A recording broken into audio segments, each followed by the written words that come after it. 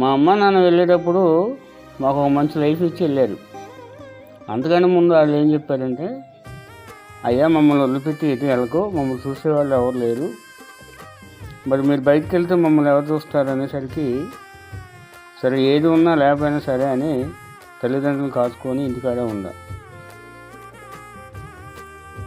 నాన్నకు బాగా లేకపోతే హాస్పిటల్ తీసుకెళ్ళటం, తీసుకురావటం, చూపించడం అలాంటివి చేస్తూ ఉండేవాడిని. మరి ఆయన లెగలేని స్థితిలో ఆయన లెట్రిన్ కూర్చుంటే నా కుడి చేతితో నేను తీసి కడిగేవాడిని. మా అమ్మకి బీపీ, షుగర్, థైరాయిడ్ ఉండేది. ఆరోగ్యం బాగుండేది కాదు. ఆమెను ప్రతిసారి హాస్పిటల్ తీసుకెళ్ళి చూపించడం, ఏ క్షణంలో ఫోన్ చేసినా వెళ్ళడం, అర్ధరాత్రి ఫోన్ చేసినా కానీ మెలకుగా ఉంది తల్లిని కాపాడుకోవడానికి హాస్పిటల్ తీసుకెళ్ళి అన్ని విషయాల్లో నేను మా అమ్మకి చూపించేవాడిని. మా అమ్మ చనిపోయే చివరి క్షణంలో కూడా నాకు ఫోన్ చేసి మాట్లాడింది. అమ్మ నీకేం కాదులే అని ఒక ధైర్యం చెప్పేవాడిని. నేను అలా చెప్పిన ఒక గంట కల్లా మా అమ్మ చనిపోయింది. నాన్న చనిపోయిన తర్వాత మీరు ఏం తింటున్నారు, ఎలా ఉంటున్నారు అని ఒక్కరు కూడా అడిగిన వాళ్ళు ఎవరు లేరు. ఎవరైనా ఎదురు పడితే డబ్బులు అడుగుతున్నామని పక్కు తొలిగి వెళ్ళిపోయేవాళ్ళు. కానీ మా అమ్మ చాలా కష్టపడి మమ్మల్ని పెంచింది. ఆమె పెంచినందుకు గాను ఆమెకు నేను ఎన్నో సేవలు చేసి ప్రతి ఒక్క విషయంలో ఆమెకు నేను సహాయం చేసి తోడుగా ఉండేవాడిని. నాన్న చనిపోతే ఆ ఉద్యోగం నాకు ఇచ్చారు. ఆయన జాగ్రత్త చేసుకుంటూ మా చెల్లి పెళ్లి చేశా, వాళ్ళ అమ్మాయికి ఫంక్షన్ చేశా, నా తల్లిని జాగ్రత్త చూసుకున్నా.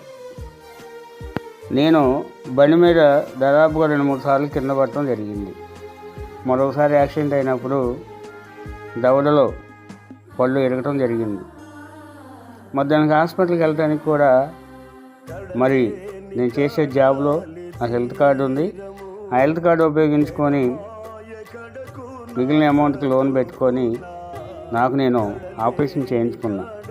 నా తోడు నా భార్య నాకు చాలా సహాయకారిగా ఉంది. నాకు ఆపరేషన్ అయిన తర్వాత మంచిగా అయిన తర్వాత ఇంటికి వచ్చాం. తర్వాత నా భార్య పిల్లలు అన్యాయం కాకూడదని లోన్లు పెట్టుకొని నా సొంతగా ఇల్లు కట్టుకోవడం జరిగింది. కానీ ఇంటి నిమిత్తం ఒక్కరిని కూడా ₹1 కూడా నా సొంత వాళ్ళని కూడా ఎవరిని అడగలేదు. నా తోడబుట్టిన చెల్లి అన్యాయం కాకూడదని మా ఇంటి వెనకాల 3 సెంట్లు ప్లేస్ అమ్మి ఆమెకు ఒక ఇల్లు కట్టేసి మేము బయటకు వచ్చి మేము సొంతగా ఇల్లు కట్టుకున్నాం. అది ఉద్యోగరీత్యా లోన్లు పెట్టుకొని ఇల్లు కట్టుకున్నాం. అది చూసి వాడలేక కొంతమంది అప్పులు చేసి ఇల్లు కట్టినని చెప్పుకుంటున్నారు. ఇల్లు కట్టినప్పుడు అప్పు అనేది అవ్వకుండా అయితే ఉండదు. ఏ మనిషి అయినా సరే అప్పు చేయకుండా ఏం చేయలేదు. అలా అని ఏలెత్తి చూపడం కరెక్ట్ కాదు. ఎందుకంటే మనం మనుషులం కాబట్టి అందరికీ సమస్యలు ఉంటాయి, అన్ని రకాల సమస్యలు ఉంటాయి. తప్పు చేయనోడు లేడు, అప్పు చేయనోడు లేడు. కాబట్టి దయచేసి ఏలెత్తి చూపకండి. నా తిప్పలేదు నేను పడుతున్నా, నా ఇబ్బంది లేదు నేను పడుతున్నా, నా అప్పులు ఎవరు తీర్చలేరు కదా. కాబట్టి ఈ విషయం గ్రహించి నన్ను ఏమి అనకుండా ఉంటారని ఆశిస్తూ మీకందరికీ నమస్కారం తెలియజేస్తున్నాను.